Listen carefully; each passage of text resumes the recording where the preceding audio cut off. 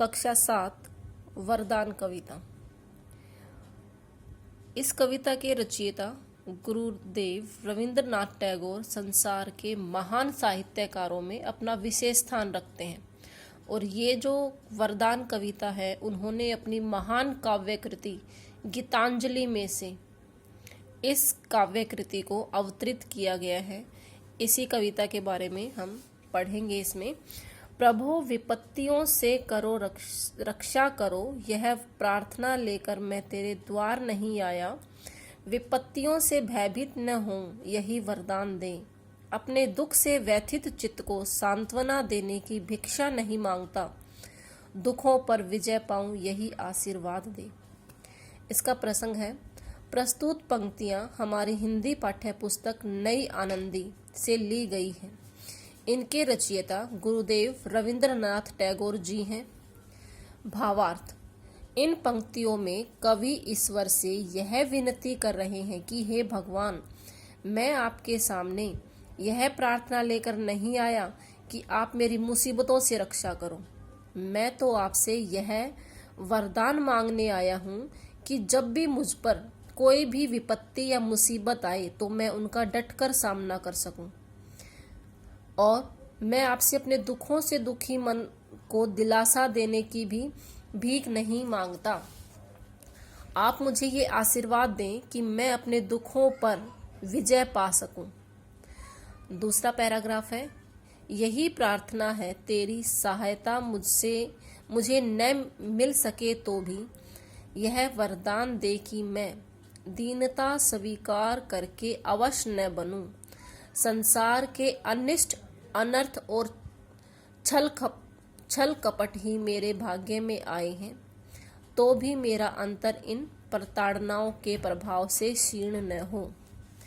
प्रसंग देखिए। प्रसंग जो पहले लिखवाया गया है वही इसमें प्रसंग आएगा दोबारा से। भावार्थ।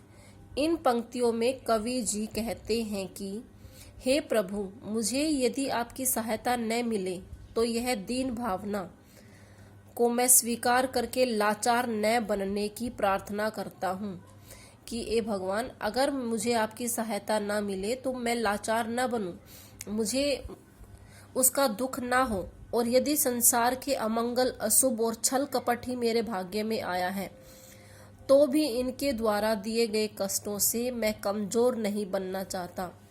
बस यही प्रार्थना लेकर मैं आपके सामने आया हूँ। अगर उसके साथ कोई भी छल कपट हुआ है या कोई भी अमंगल कार्य, अशुभ कार्य उसके साथ हुआ है तो उसका भी श्रेय वो भगवान को नहीं देना चाहते।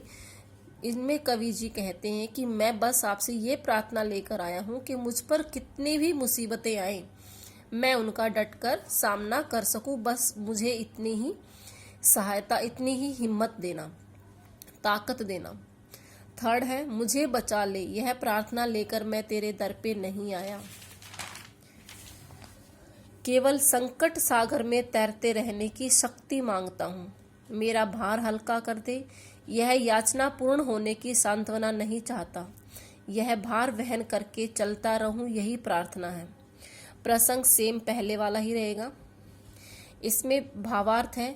इन पंक्तियों में रविंद्रनाथ जी कहते हैं कि हे ईश्वर, मैं आपके दर पर अपने आप को बचाने की प्रार्थना लेकर नहीं आया हूँ, अपितु हे भगवान, मैं आपसे मुझ पर जो संकट या मुसीबत जो आए हैं मैं उनका सामना करने की शक्ति मांगने आया हूँ।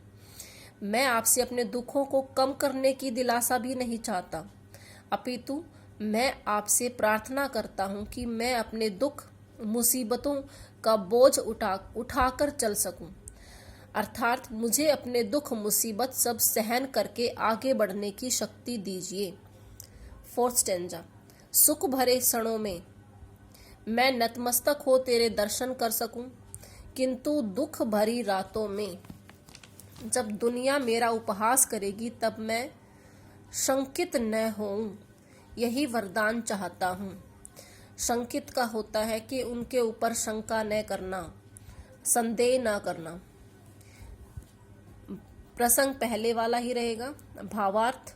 इन पंक्तियों में कवि भगवान पर अपना पूर्ण विश्वास दिखाते हुए कहते हैं कि हे प्रभु, जब मेरे जीवन में सुख वैभव हो, उस पल भी मैं आपके सामने अपना सिर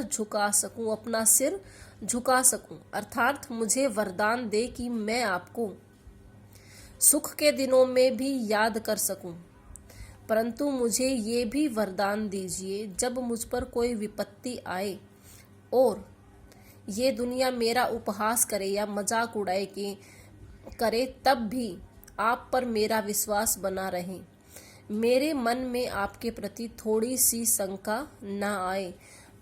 मतलब कि अगर उस पर कितने भी विपत्तियां आ जाए, उनका भगवान पर से विश्वास डगमगाए ना। वो भगवान पर अपना विश्वास ऐसे ही बनाए रखे और उनका विश्वास भगवान पर बना रहे। बस इतनी सी विनती चाहते हैं।